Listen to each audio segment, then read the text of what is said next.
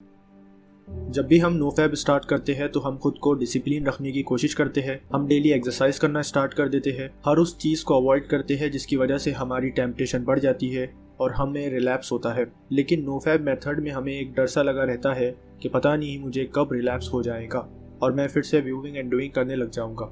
जब हमारे अंदर इस तरह का फियर होता है तो हम ज़्यादा दिन तक अपने आप को व्यूइंग एंड डूइंग करने से रोक नहीं पाते और कुछ वीक या कुछ मंथ बाद हमें फिर से रिलैप्स हो जाता है। और रिलैप्स होने के बाद हमें ये लगता है कि मैं सेल्फ डिसिप्लिन नहीं था, इसलिए मुझे फिर से रिलैप्स हो गया। How to deal with porn addiction इस सीरीज में हमने यही सीखा है कि आपको व्यूइंग एंड डूइंग को अवॉइड नहीं करना है, बल्कि आपको उसे सही तरीके से एक्नॉलेज और एक्सेप्ट करना है। इसलिए हम जब रियलिस्टिक मेथड्स लर्न करते हैं तो हमें रिलैप्स होने का डर नहीं होता, क्योंकि हमें पता होता है कि मेरे पास फ्रीडम ऑफ चॉइस है और मैं जब चाहूँ व्यूइंग एंड डूइंग कर सकता हूँ। लेकिन मैं इसलिए व्यूइंग एंड डूइंग को चूज नहीं कर रहा हूँ क्योंकि मुझे पता है कि जब मैंने पास्ट में व्यूइंग एंड डूइंग किया था तो उसके क्या निगेटिव इफेक्ट मुझ पर हुए थे। जब आप खुद से इस तरह कहते हैं कि मैं व्यूइंग एंड डूइंग करने के लिए आज़ाद हूँ लेकिन मैं खुद की रिस्पॉन्सिबिलिटी ले रहा हूँ, इसलिए मैं व्यूइंग एंड डूइंग नहीं कर रहा, दैट मीन्स आप अपने टेम्पटेशन को रेजिस्ट नहीं कर रहे बल्कि उन्हें सही तरीके से एक्नॉलेज और एक्सेप्ट कर रहे हो।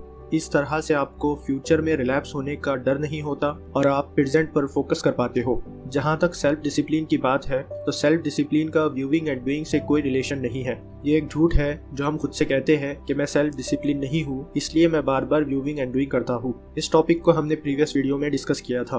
अब आपको याद रखना है कि मेरे पास फ्रीडम ऑफ चॉइस है और ये फ्रीडम ऑफ चॉइस सिर्फ एक दिन के लिए नहीं है। मैं जब तक जिंदा हूँ तब तक मेरे पास फ्रीडम ऑफ चॉइस है और मैं किसी भी अच्छे या बुरे काम को करने के लिए खुद रिस्पॉन्सिबल हूँ। और जब भी मैं कोई भी एक्शन लेता हूँ तो वो परमानेंट नहीं होता, मैं जब चाहूँ उसे चेंज कर सकता हूँ। फॉर एग्जाम्पल, अगर आप कई महीनों से या कई सालों से व्यूइंग एंड डूइंग करते आ रहे हैं तो इसका ये मतलब नहीं है कि आप उसे चेंज नहीं कर सकते। आप जब चाहे उसे चेंज कर सकते हो और आप अपनी नई एक पॉजिटिव लाइफ शुरू कर सकते हो, क्योंकि अब मुझे पता है कि व्यूइंग एंड डूइंग के क्या निगेटिव इफेक्ट होते हैं और जब मैं व्यूइंग एंड डूइंग नहीं करता तो मुझे उसके क्या क्या बेनिफिट्स मिलते हैं। मुझे फिर से रिलैप्स होने से डरने की कोई जरूरत नहीं है या इन फ्यूचर में फिर से एडिक्शन की तरफ चला जाऊंगा। आपको इस तरह निगेटिव नहीं सोचना है। मुझे बस ये याद रखना है कि इस वक्त मैं व्यूइंग एंड डूइंग को नहीं चूज कर रहा हूँ, क्योंकि मुझे ये पता है कि ये सिर्फ कुछ मिनट के लिए होता है और कुछ मिनट के बाद मुझे फिर से एंजाइटी, गिल्ट, शेम, डिप्रेशन ये सब फील होना स्टार्ट हो जाता है। इसलिए मैं पॉजिटिव लाइफ चूज करता हूँ और सिर्फ थोड़ी देर की फीलिंग्स के लिए मैं खुद को फिर से गिल्ट, शेम, डिप्रेशन में नहीं डालना चाहता।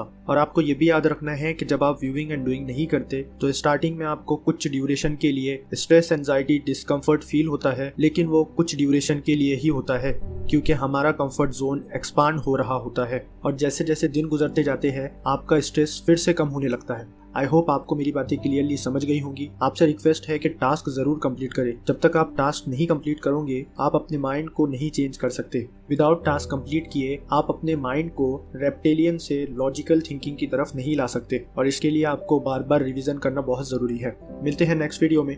Thank you for watching this video.